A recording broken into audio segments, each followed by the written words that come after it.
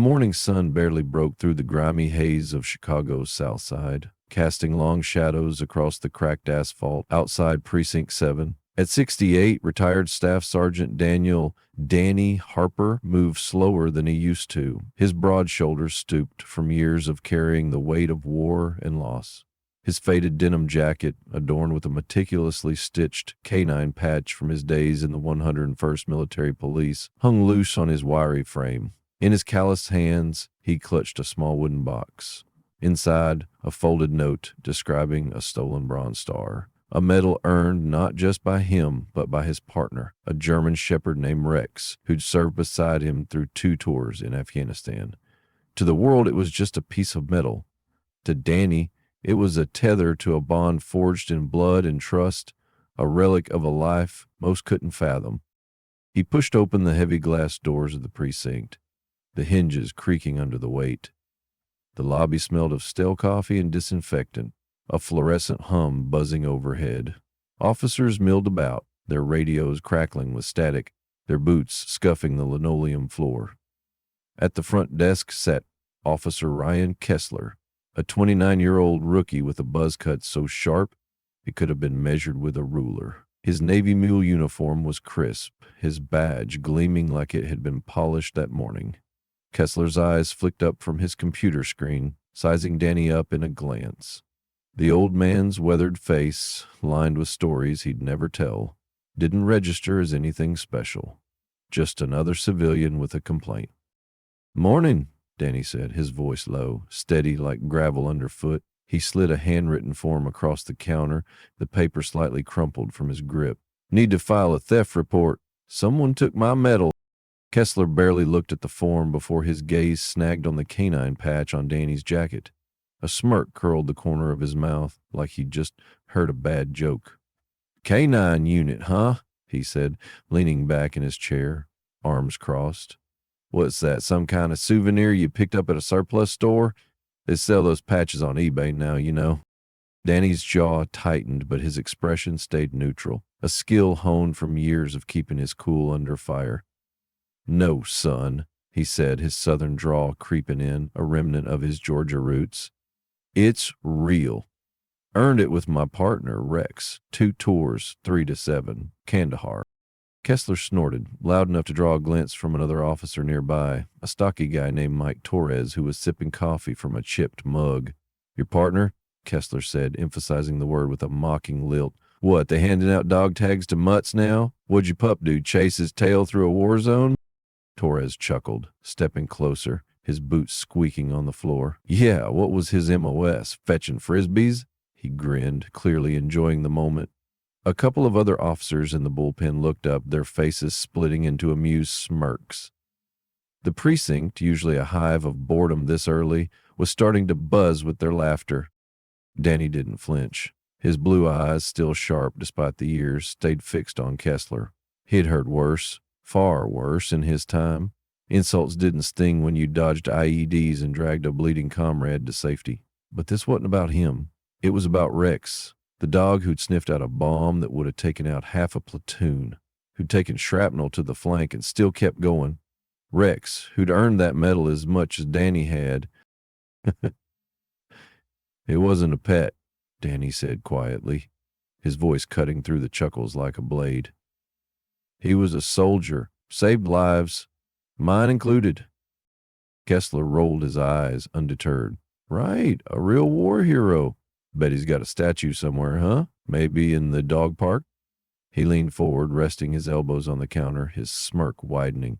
"Look, Pops, we got real cases here. Why don't you take your story to the ASPCA if you're so worried about your buddy?" The word Pops hit like a cheap shot. Daly's fingers twitched, the only sign of the anger simmering beneath his calm. He'd faced down insurgents, seen friends blown apart, carried Rex's limp body 3 miles to a medevac chopper. He didn't need to prove anything to this kid. But the laughter in the room, the casual cruelty of it gnawed at him, not for himself, for Rex. From the back of the bullpen, a female officer, Sarah Nguyen, looked up from her paperwork. Her dark eyes narrowed, catching the scene. "Hey, Kessler, maybe ease up," she said, her voice low but firm. You don't know what he's been through. Kessler waved her off, still grinning. Oh, come on, Wynn. Guy's probably got a shrine to his labradoodle in his backyard. Let's not make a federal case out of it. Mune shook her head and went back to her forms, outnumbered by the room's mocking energy. The other officers didn't join in outright, but they didn't stop it either. The precinct had a rhythm, and Kessler was conducting it. Danny reached into his wallet, his movements deliberate, almost ceremonial. He pulled out a laminated photo, its edges worn soft from years of handling. In it, a younger Danny, lean, sunburned, and battle-worn, knelt beside Rex, a German shepherd in a tactical harness, his ears perked, eyes locked on something in the distance. The Afghan desert stretched behind them, a blur of sand and heat. Both looked exhausted, but alive, their bond palpable, even in the faded image. "This is Rex," Danny said, placing the photo on the counter. His voice was steady, but there was a weight to it, a quiet challenge. "We served together." Kessler barely glanced at the photo before pushing it back with a flick of his finger. "Yeah, cute. Look, we're busy here. Maybe try Craigslist for your lost trinket, all right, Grandpa?" The word Grandpa landed like a slap, but Danny didn't react. He folded the photo with the same care he'd once used to fold a flag, tucking it back into his wallet. The room's laughter faded into a low hum, but the damage was done.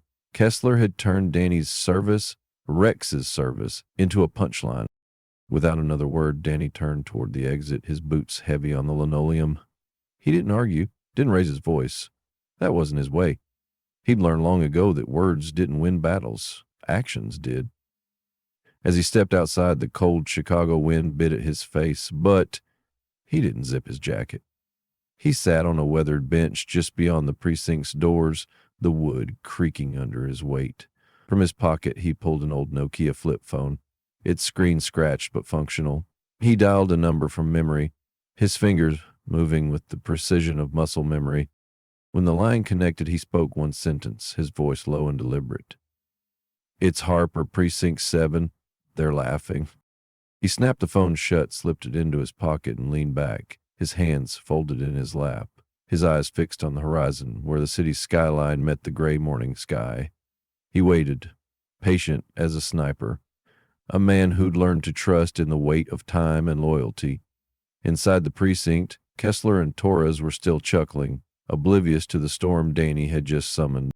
The air outside Precinct 7 grew heavier as the Chicago wind carried a faint rumble from the east, like the pulse of an approaching storm. On the weathered bench, Danny Harper sat motionless, his hands still folded, his eyes locked on the horizon. The city's honking horns, distant sirens, faded into a dull roar in his ears. He didn't check his watch. He didn't need to. Time had a way of bending for men like Danny, men who'd waited out ambushes in the Afghan dust, who'd counted heartbeats while Rex sniffed for death in the dirt. 10 minutes had passed since his call, and he knew what was coming. The precinct, still buzzing with the smug laughter of Officer Ryan Kessler and his cronies, had no idea. Inside, the bullpen was a circus of self-satisfied chuckles. Kessler leaned against the counter, mimicking Danny's slow walk with an exaggerated shuffle. "Bet he's out there telling his mutt stories to the pigeons," he said, grinning at Officer Mike Torres, who snorted into his coffee. The other officers, caught in the rhythm of Kessler's mockery, tossed in their own jabs. "Probably trained that dog to fetch his beer," one called from the back. The room rippled with laughter, oblivious to the shadow creeping closer. Then it came, a low, guttural hum, like the growl of a beast waking up. Tires crunched on gravel, doors slammed in precise succession, and a chorus of barks, sharp, disciplined, not a note out of place, cut through the precinct's walls. The laughter stopped dead. Even the phones seemed to hold their breath. The heavy glass doors hissed open, and in strode 4 military working dogs, 2 Belgian Malinois, lean and lethal, their eyes like lasers, a German shepherd, broad-chested and unyielding, and a Dutch shepherd, scars visible beneath its harness. Each wore a tactical vest, emblazoned with the 101st Military Police insignia. Their movements so synchronized they seemed to share a single mind. Flanking them were their handlers, Men and women in crisp camouflage, their faces carved from years of service. Behind them, striding with the weight of authority, was Major Elizabeth Liz Callahan, 45, her uniform immaculate, her gray-streaked hair pulled tight under her cap. Her eyes burned with a fury that could silence a battlefield. The precinct froze. Kessler's smirk vanished, his face paling as the dogs sat in perfect formation, their gazes sweeping the room like searchlights. The German shepherd locked eyes with him, its stare so piercing it felt like a judgment. No growl, no bared teeth, just a quiet promise of power. Major Callahan removed her gloves, one deliberate tug at a time, and tucked them into her pocket. Her voice, when it came, was low, controlled, but it filled the room like a shock. Who spoke to Staff Sergeant Daniel Harper about his K9 patch? Silence. Kessler's mouth opened and closed, his bravado crumbling under the weight of Callahan's presence. Torres shifted uncomfortably, his coffee forgotten. The other officers stared at their desks, their boots, anywhere but the major's face. Callahan waited, her patience a weapon in itself. Then she stepped forward, her boots clicking on the linoleum. "That's what I thought." She turned her gaze to Kessler, who flinched as if struck. "Rex, service number B2146. Saved 19 lives in Fallujah," she said, her voice hardening with every word. "He dragged 2 wounded soldiers from a Humvee after an IED tore it apart, even with shrapnel in his side. 3 Purple Hearts, more confirmed explosive detections than any K9 in his unit. He wasn't a pet. He was enlisted, a soldier." She paused, letting the words sink in. "And you mocked the man who fought beside him," Kessler stammered. I didn't mean, look, it was just a joke." Callahan raised a single finger, and his words died. "Speak again without permission, and you'll be lucky to guard a parking lot by sundown." "Test me." She turned to the doorway where Danny had slipped in silently, his faded jacket stark against the tactical precision of the K9 team. "Sergeant Harper," Callahan said, her tone softening but still commanding, "we got your call." She gestured to the handlers, one of whom stepped forward, a woman in her 30s with a scar tracing her jaw. In her hands was a shadow box, its glass glinting under the fluorescent lights. Inside was Danny's stolen Bronze Star, its ribbon pristine, its metal gleaming. Another handler, a grizzled man with eyes as hard as the dog's, held a folded K9 memorial flag, its stars and stripes a tribute to Rex's service. "We tracked it," Callahan said, her gaze sweeping back to the officers, who now looked like scolded children. "Pawn shop 3 blocks from here. Owner saw our alert. It's yours again, Sergeant." And he accepted the shadow box and flag, his hand steady but his eyes betraying a flicker of something raw. Grief, pride, relief. He didn't speak, didn't need to. The room's silence was louder than any words. The dogs remained still, living monuments to discipline and sacrifice, their presence a rebuke to every careless laugh. As the team prepared to leave, the German shepherd, Stu, the oldest of the 4, broke formation just enough to nudge Danny's hand with its muzzle. A fleeting gesture, but it carried the weight of shared battles, of nights spent under fire, of bonds that didn't need explaining. Danny's fingers brushed the dog's head, a silent acknowledgement between warriors. Unseen in the corner, a young paramedic named Emily Carter, 24, had watched the entire scene unfold, her phone trembling in her hands as she recorded. Her heart pounded, tears stinging her eyes as she captured the dog's disciplined entrance. Callahan's searing words and the shame etched on Kessler's face.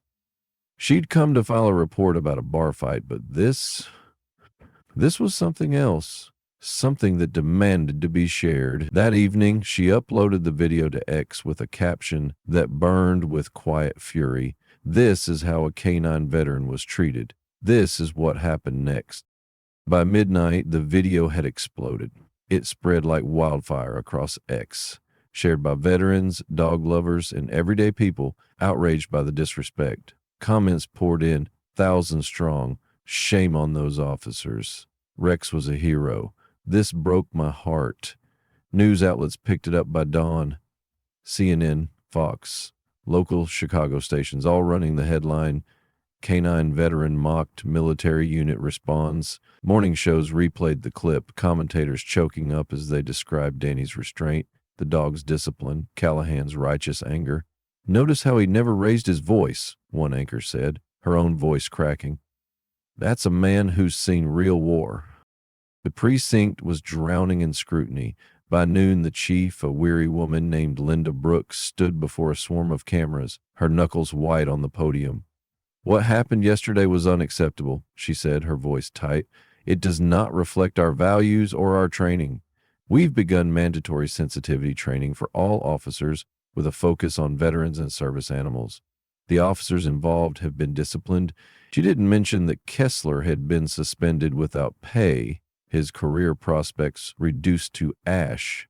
Torres, too, faced a month of desk duty, his name now a whisper of embarrassment among his peers. But the story didn't end there. The video sparked a movement. Across the country, police departments revised their protocols for handling veterans' complaints. Animal shelters reported a surge in donations, many tagged with "For Rex" or "Canine Heroes." A tactical gear company launched the Rex Shield program, donating vests to underfunded canine units in Danny's honor. And at Precinct 7, a bronze plaque appeared in the lobby a week later, its inscription simple but searing, "In memory of all who served on 4 legs, never forgotten." Children began leaving flowers and dog toys at its base, their parents reading the words aloud, voices thick with emotion.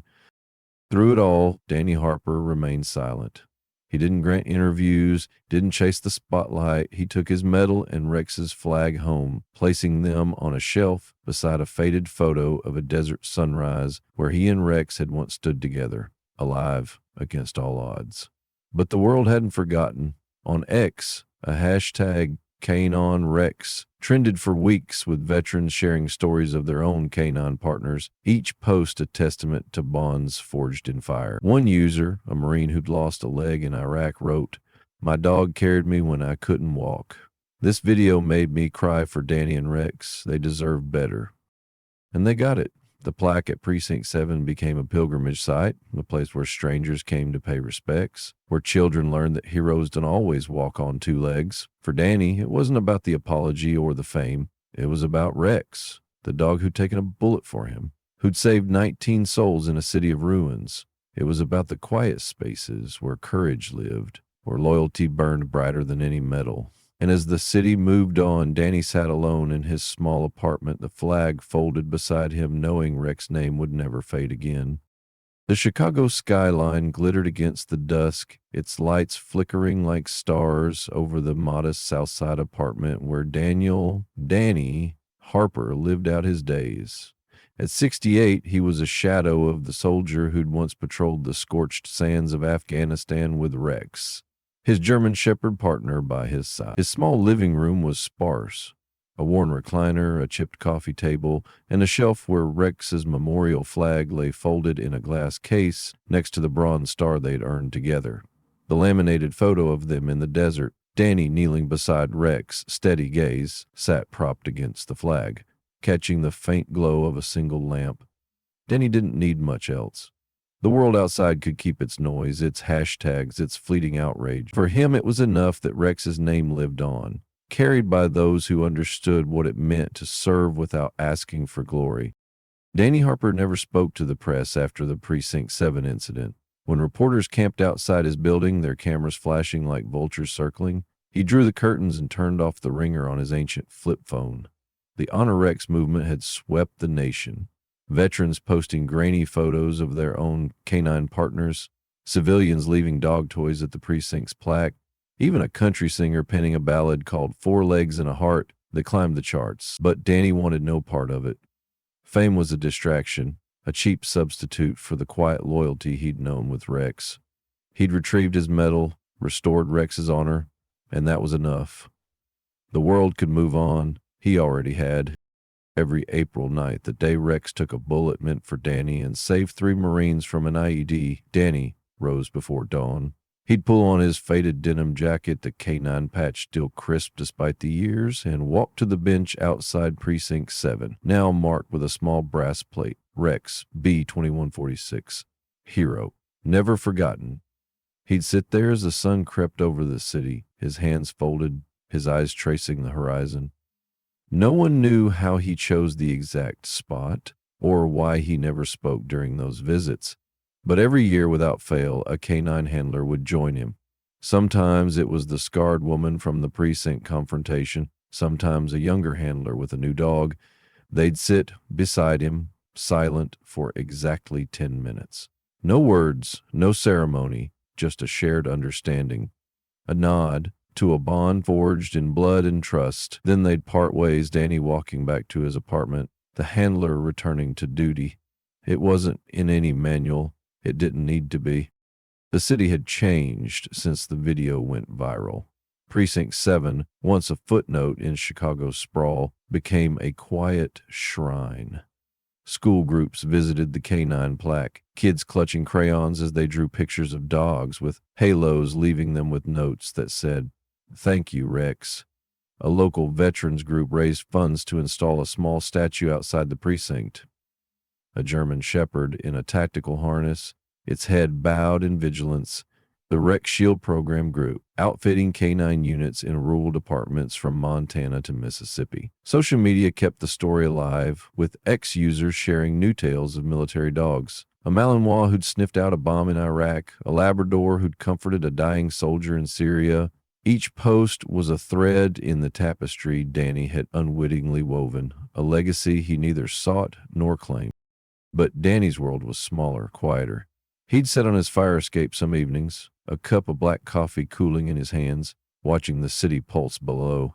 He'd think of Rex, not the hero of the headlines, but the dog who'd curl up beside him in the dust, who'd nudge his hand after a long patrol, who'd looked at him with eyes that said, "We're in this together." Those memories were his true medals, the ones no thief could touch. When his neighbors, a young couple with a toddler, asked about the news stories, he'd just smile and say, "Rex was a good dog." They'd press for details, but he'd change the subject, asking about their kid's new tricycle or the Cubs' latest game. Danny Harper didn't tell war stories, he lived them. Years passed, and Danny's steps grew slower, his hands shakier. The VA hospital became a familiar haunt, its sterile halls a stark contrast to the desert's chaos. He never complained, never mentioned the pain in his joints or the nightmares that still woke him at 3 a.m., Rex's desperate barks echoing in his mind. He'd just nod to the nurses, thank them for their time, and go home to his shelf, his flag, his photo. The world kept turning, but for Danny, time was measured in those April mornings, in the weight of a dog's absence. When Danny passed, it was as quiet as his life had been. He went in his sleep, a heart too tired to keep beating. The news spread slowly at first, a whisper among the handlers who'd sat with him on that bench. They didn't need a press release to know what was coming. On a crisp October morning, the streets of Chicago's South Side bore witness to a procession unlike any the city had seen. 2 miles long, it wound through the neighborhood, past corner stores and graffiti-tagged walls. No family led the way. Danny had outlived his kin. Instead, 6 canine handlers walked in front, their dogs at their sides, each in full tactical gear, their vests gleaming under the autumn sun. Rex's empty collar, polished to a shine, rested on the oak casket, a silent testament to a partnership that death couldn't break. The handlers didn't speak as they walked, their boots in perfect sync, the dogs' paws clicking softly on the pavement. Behind them, veterans from the 1 and 1st Military Police joined the line, some in old uniforms, others in civilian clothes, their faces etched with the kind of grief that didn't need words. Major Elizabeth Callahan was there, her hair now fully gray, her eyes still fierce but wet with tears. Emily Carter, the paramedic who'd recorded the precinct video, stood among the crowd, her phone quiet now, her hands clasped in respect. The neighborhood turned out too. Kids who'd left toys at the plaque, shop owners who'd known Danny as the quiet guy with the old jacket, even Officer Sarah Wynn, who'd spoken up that day at the precinct, her badge heavy with the memory of her silence. At the cemetery, under a sky heavy with clouds, the handlers formed a semicircle around the grave. One by one, they stepped forward, each placing a dog tag from their own canine partner beside Rex's collar. The last handler, a young man with eyes that had seen too much, knelt and whispered something no one could hear. The dogs sat in perfect stillness, their heads bowed as if they understood. A lone bugler played taps, the notes cutting through the air like a blade, and when the final note faded, a single bark broke the silence, a sharp, proud sound from the German shepherd who'd nudged Danny's hand years ago. It was as if Rex himself had spoken one last time through the living. The crowd dispersed, but the handlers lingered, their dogs pressing close. Callahan stayed longest, her hand resting on the casket, her lips moving in a silent prayer. She'd known Danny in the field, seen him carry Rex to safety, seen the dog limp back to duty months later. She knew what they'd meant to each other, what they'd given. As she turned to leave, a child's voice called out from the crowd. A girl no older than 10, clutching a crayon drawing of a dog with wings. "Is Rex with him now?" she asked, her eyes wide with hope. Callahan paused, her throat tight. "Yeah, kid," she said, her voice breaking. "They're together?" But the story didn't end there. Back at Precinct 7, whispers began to spread. Officers swore they heard barks at dawn, sharp and deliberate, echoing near the bench. A janitor claimed he saw a shadow move across the plaque one night, too large for a stray, too purposeful for a ghost. The kids who visited kept leaving notes, and one, scrawled in messy blue ink, read, "Rex is watching." No one could explain why the precinct's new K-9 recruits, trained to be fearless, would pause by the bench, ears perked, as if waiting for a command only they could hear. And then there was Officer Ryan Kessler. He'd left the precinct after his suspension, his career a shadow of what it could have been. But he hadn't forgotten Danny. He'd adopted a rescue dog, a scrappy mutt named Scout, and started volunteering at a shelter, teaching kids about loyalty and second chances. One night, he showed up at the bench, alone, Scout at his side. He didn't sit, just stood there staring at the brass plate. "I get it now," he whispered, his voice barely audible. Scout whined softly, nudging his leg, and for a moment, Kessler felt something, a presence, a weight, like eyes watching from the dark. As the city slept, the bench remained, a quiet sentinel under the streetlights, and somewhere in the space between heartbeats, Danny and Rex walked together, their shadows stretching across the desert, the city, the years. The world would never know the full story, not the nights they'd shared under a war-torn sky, not the promises whispered in the dark. But maybe, just maybe, the barks at dawn were a reminder. Some heroes never leave, some bonds never break, and some stories, like the one Danny and Rex left behind, were only just beginning.